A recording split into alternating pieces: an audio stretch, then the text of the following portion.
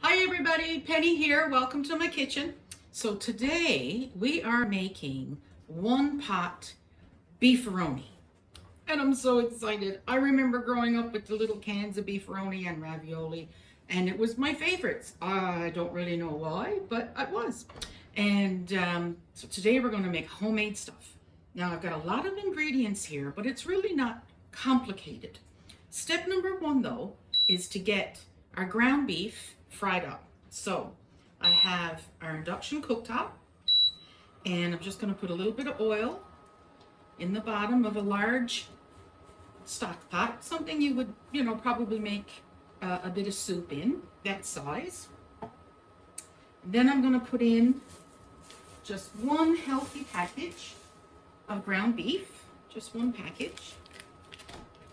And normally you wouldn't see this in a recipe, but I really like how ground pork and ground beef taste when they're together, especially in a sauce or a meatball. So I'm also going to add about half the size of the beef package with some ground pork. And what the ground pork does is it adds a little bit of sweetness to the dish. And I really like that. I like the texture, the flavor, and it adds a little bit of sweetness. Not really sure why. I mean, there's no sugar in there, but it does. It adds a little bit of sweetness. So that is step number one, to get all that frying. There we go. Then we are going to add some celery, one large carrot, two small onions or one big onion if you happen to have, and 3 cloves of garlic. Now, if they were smaller, I would probably add 4, but we're going to add those 3. And we don't want to be able to see the vegetables in here. We want it to be very, very, very much like the canned stuff when we were growing up. And you couldn't see any vegetables in there, so we are going to blitz them in our food processor. So we'll start with our celery. This celery's already been washed. And this carrot's already been peeled. So we're just going to chop it up into pieces that the food processor will be able to handle a little bit easier. Because it's just a little food processor. I'll show you in just a second. It's off screen there now. But it's all good. If you have a bigger food processor, of course, you could put it all in one time and use the bigger food processor. However, we've got the little one. So I'll just move it over a little bit. And we're just going to rinse her off.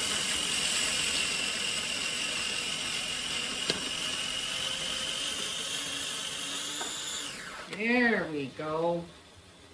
Now, if meat is still frying, and I don't want to add the vegetables till the meat is pretty well all browned, and it's not quite there yet. I'll show you in a second. There we go. And I said this is a one pot, so even our pasta is going to be cooked in the same pot, which is so great. Okay, so now we are going to peel a couple of our onions, and I'll just push that out of the way a little bit. Didn't quite get that one. There we go. And of course you can put the peels aside. And there we are. Get the other one. So you cut the end off, and you cut the other end off. And then you take the peels away. And then you slice it in half. Once you slice it in half, you've now got a flat edge where you're going to lay it for when you're chopping it. And then you can peel off the outside layer. And then that one's ready to be sliced or diced or chopped or whatever is going on. And I should probably do that this way. There we go. And outside layer. There we go. Sometimes even when you take the peel off, the next layer is still a little off looking. So you can take the whole layer off if need be. There we are. Now I'll just scrape that out over here. Excuse me 1 second. There we go. And because we're putting it in the food processor, I'm just going to cut it in quarters. Not a big deal. Make sure your fingers are out of the way. There we go. There we go. There. That's frying up quite nicely.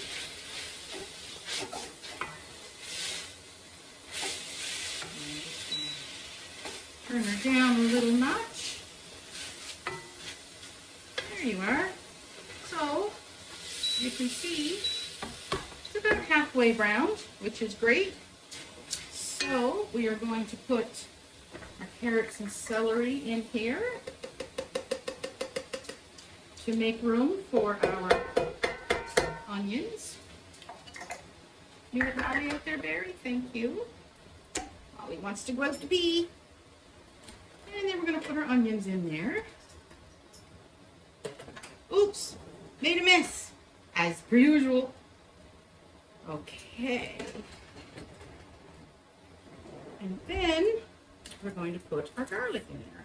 So, when you have your garlic, you can either twist it if you can, or if it's really fresh, it twists easily, or you can take your knife, make sure your blade is facing away from you, and then take the palm of your hand and just go smack. And that will crush your garlic and make the skin nice and loose. And smack. There we go. There we go. And the little root ends, we're going to chop those off.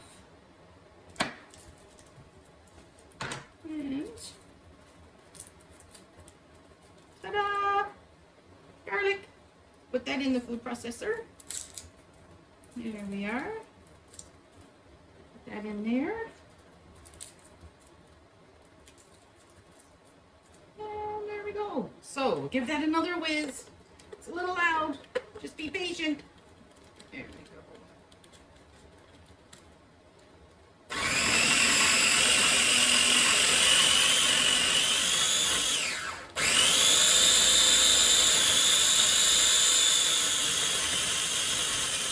There she goes.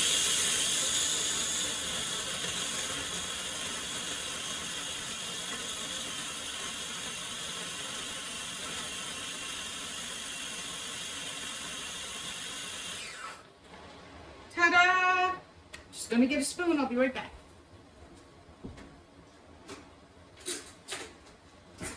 Okay, so just gonna scrape all that into our pot. Like so, and then we shall take out the middle part, lay that aside, and we're going to dump all this into our lovely pot.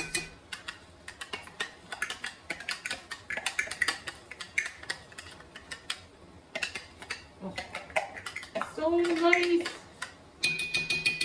Okie dokie. So, we're going to stir this around a little bit, and we're going to keep frying it until pretty much all the liquid is gone out of the vegetables, because we don't necessarily want to brown them. We don't want to burn them or anything, but they do need to be cooked through, and our meat is nice and browned. So that's going to take just a couple of minutes. So while we do that, I'm going to show you a couple more things that we have. So we have one 28-ounce can of crushed tomatoes, because we don't want to be able to see the tomatoes. But if you like, pieces of tomatoes in your sauce, by all means, you can use chopped tomatoes. Totally up to you. But we're going to use crushed tomatoes. We're also going to use 3 cups of beef stock. Now, I just did 3 cups of boiling water with 3 packets of the beef oxo. That's all I did. It's all good. To that, we're going to add a half a cup of wine. If you have red wine, perfect. If you don't and you have white like I do, you can certainly use that. And this particular measuring cup, Barry got for me, and you can see from the inside where the measurements are, so you don't have to lift up the cup and go, well, is that right? It's fantastic. So that's a total of 3.5 cups of liquid. So if you don't want to use wine, you can just use more beef stock, a little bit more water, or you could even use a couple of tablespoons of red wine vinegar, white wine vinegar, or even apple cider vinegar, because it's that little bit of acid is what you're looking for. But they do say that if you're having beef, you should use red wine, and if you're having pork or chicken or fish, you should use white wine. Not really sure it makes a big pile of difference, but all I had in the house was white wine, so that's what we're going for. So I also have dried oregano. So we're going to put in 2 tablespoons of dried oregano now with the meat and the vegetables. And this is just a kitchen tablespoon. It's not like a proper measuring spoon. And that's good. We're going to put in 2 bay leaves because they're small. If you have one nice big bay leaf, throw it in. That'd be perfect. And we are going to put in, now, this is totally up to you. I'm going to put in 1 heaping teaspoon of red pepper flakes. If you don't like it to have a bit of a kick, maybe put in 1/2 teaspoon. But if you like it to have a real nice kick, put in 2 teaspoons. But we're just going to do 1 heaping one for now. There we go. And because these are dried spices and herbs, you want to put them in now rather than at the end. If you're using fresh, then you can certainly put the oregano in at the end. But the dried ones need to wake up and release their flavors and absorb the oils and all that kind of stuff so that you get the best flavor that you possibly can. Okay, I'm going to turn that up a little tiny bit. I'm also going to add about a teaspoon, maybe a little less, of salt. And a teaspoon of black pepper. There we go. That's that. Oh my, it smells so good already. We need smell-o-vision. Now, we're not quite browned up, but we're getting there. Let's see if I can show you. See? It's all crumbly. It's awesome. It's going to be so good. Yay! Okay, so you can use whatever shaped pasta you like. Penne pasta. This is rigatoni. It's about half of that of a large bag, like the 900-gram bag. So it's about half. And they have a little hole in the middle. And or you could use the curly pasta. You could use penne pasta. You could even use macaroni if you wanted to. I wouldn't necessarily use it with spaghetti or any of the long pastas. Probably short tubular ones are best. That's the way I remember beefaroni. And so that's what we're going to be using. So as soon as this is brown, which is only another minute, we're going to be adding in our beef stock and our wine.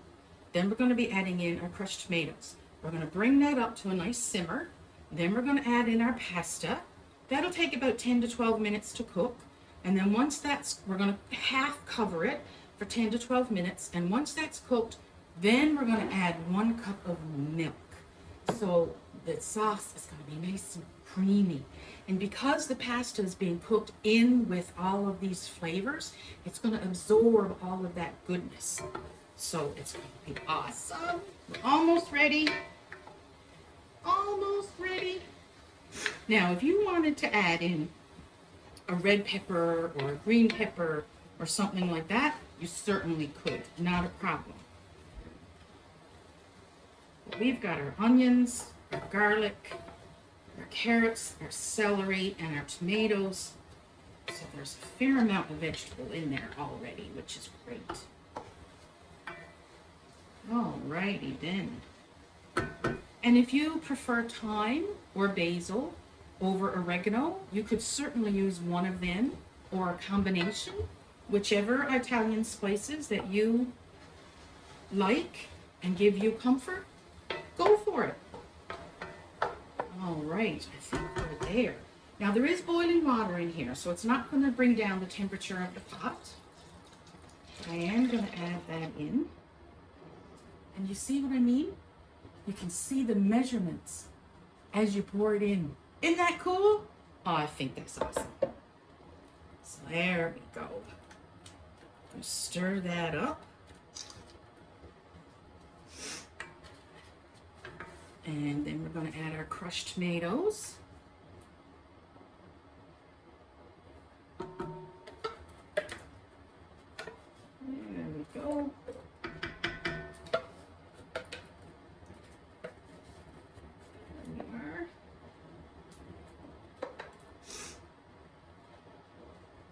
Nice. Very, very nice.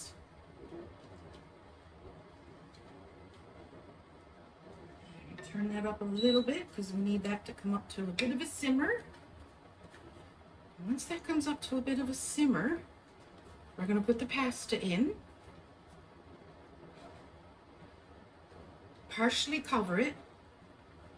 And then let her go for 10 to 12 minutes. Oh, that looks so good. So, as soon as that comes up to a simmer, like I said, in goes the pasta. And then we'll be back to add the milk. Okay, so we're back again. And I'm just going to lift it up a little bit, not very much. That's the timer for 10 minutes. And you can see, oh, it's a little heavy. So that was 10 minutes. So now I'm going to put in the 1 cup of milk. Stir that around. 2 minutes, please. That looks awesome. It was 10 minutes. Now we've got our milk in. It takes 10 to 12 minutes to cook the pasta. So we're just going to leave that for 2 minutes while I share a little bit of news. As of Saturday, I am now a certified food handler in the province of Ontario. Isn't that cool? That means, please God, I won't poison you. So that's all good. That was at the Live and Learn Center where I work with Jason. They have a food program. And of course I work in the office. I'm not technically part of the food program, but I do like to poke my nose in there every now and then. And Daniela is in charge, so it's her kitchen. But he was kind enough, Daniela was going to do the course, and he was kind enough, Jason, to let me do the course as well, and he even paid for it. So thank you very much. It's very, very much appreciated, and will certainly help me in my instructions in my cookbook, which is coming this year. I'm bound and determined. So, look at that. 44 seconds. So, this is the type of recipe that you could easily double, if not triple, if you're having a big, big crowd. A bit of garlic bread, a nice salad on the side, and Bob's your uncle, and you've got supper for a crowd. As it is, this is easily going to feed 4, if not 6. And it's also the type of thing, because it's pasta, would freeze wonderfully. And if you wanted to, you could easily put it, once it's done, put it in a casserole dish, cover it with a combination of mozzarella and Parmesan cheese, and just bake it until the cheese is all melted and yummy. That would be good too. Could you turn off the timer, please? Just 1 second, Caitlin. So we'll turn that off because that's now been our full 2 minutes. So that's 12 minutes. Oh my gosh. Oh my gosh. Oh my gosh. Okay, people. There's the 1 pot beefaroni. Super, super simple.